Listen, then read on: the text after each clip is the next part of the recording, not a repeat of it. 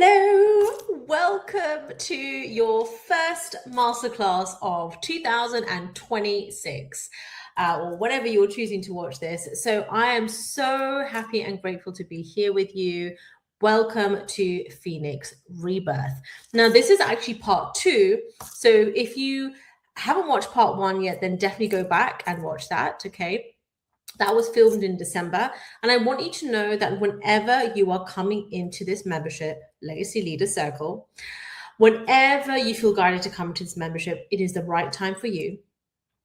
And I want you to know that any of the recordings you watch, any of the masterclasses, any of the programs inside of this membership, they are timeless strategies. Okay? They're timeless teachings, they're timeless strategies.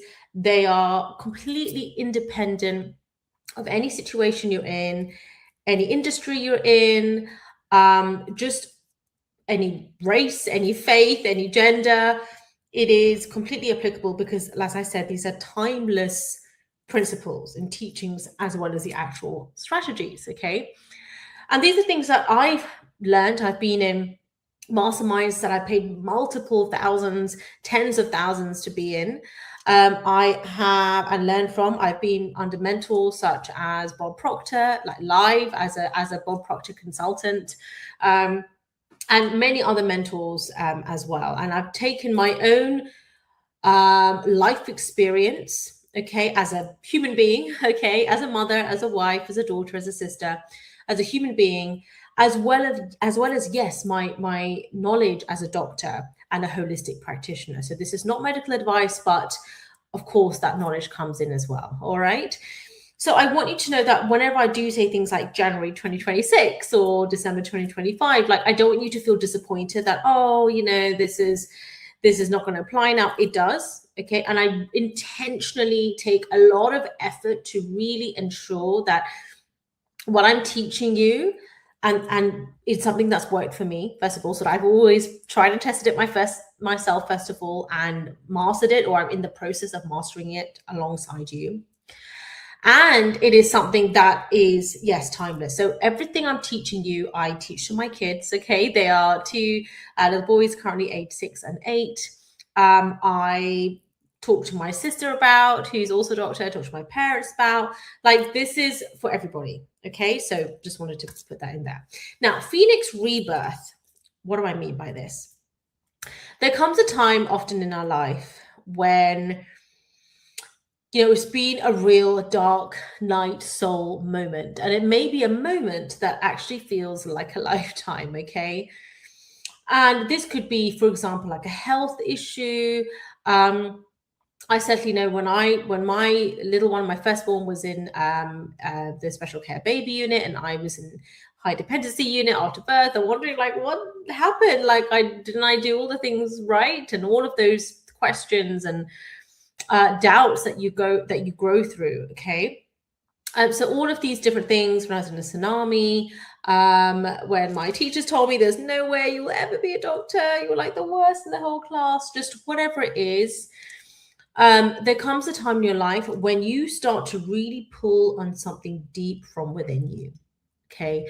And then you actually start to go forward from just watching webinars like this and reading the books, and you actually implement, okay? Or maybe you have been implementing, but this is more about doing it now more on a consistent basis, okay?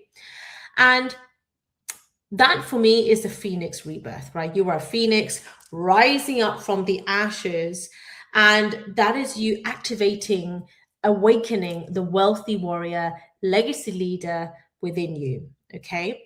And what we want to do is we want to then ensure that we continue that ascension, that we are anchored to that highest frequency of, yes, love and light, but also courage and confidence. Because otherwise what happens is we're feeling great, we're feeling awesome, and then something happens, whether it's a health result, the way our spouse might be talking to us, or some loved one, or some sort of event or something.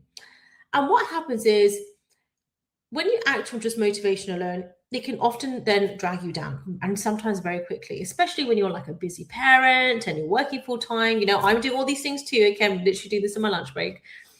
And it can so easily pull you down. And sometimes in that moment, you're not just going to be able to just stop and sort of emotionally regulate and do all those things. I teach you all those strategies in here as well. But what I mean by that is, so we are going to stop and take a moment to regulate, but we do need to do the deeper work, really unpacking what these triggers are about, so that we are this unshakable, emotionally unshakable leader, right? Who is not afraid of our emotions, right? Because we're so in touch with them. We know exactly what we feel. We know exactly what's going on. We have great clarity in our mind. We have great confidence. And that is really important, because when you have that focus, when you have that internal compass, the internal warrior compass of value so finely tuned in, nothing can faze you. Somebody can come up with some so-called opportunity and you will instantly know, no, it's not for me, because you know what your goal is. You know what your values are specific to you, right? You and I may have the same goal. We may have had the same teaching, but we've had different life experiences and we may have some different values. Obviously, we've got lots of similar values, which is why you're here.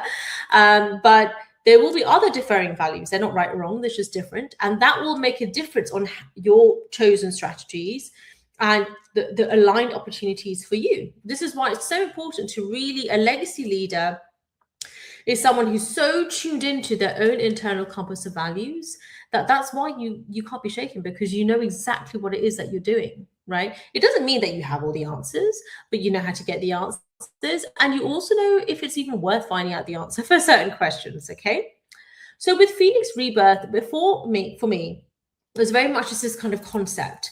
You know, I really love the warrior archetype in my really dark times, having that warrior sort of archetype. So for me, it's the warrior goddess. She's called Kali or Shakti. And I really identified with that. This is all interfaith. So use whatever name of the divine works for you, or universe, source, you know, the spiritual laws.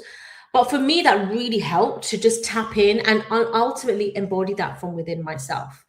But the thing is that you can't just walk around being angry, right? And being in this, when I say warrior, I don't mean fighting necessarily. I just mean that courage, that conviction to actually also carry out your plan. So it's not just this